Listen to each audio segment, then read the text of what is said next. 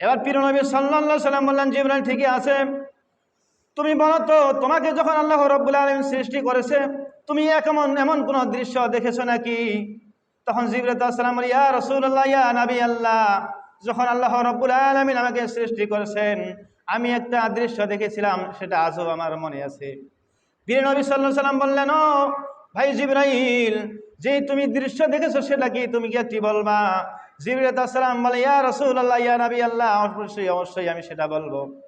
জিবরাইল বলে, ইয়া রাসূলুল্লাহ, আল্লাহ রাব্বুল আলামিন আমাকে যখন সৃষ্টি করেছেন আমি একদিন গভীর রাত্রিতে দেখলাম আকাশে অসংখ্য তারকা, আর তারকাগুলোর মধ্যে মিটি মিটি করে তারকাগুলো জ্বলছে।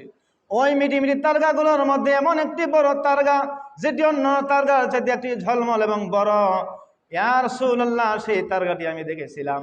প্রিয় নবী বললেন, জিবরাইল, সেই তারকাটি তুমি কতদিন দেখেছো, কয়বার দেখেছো?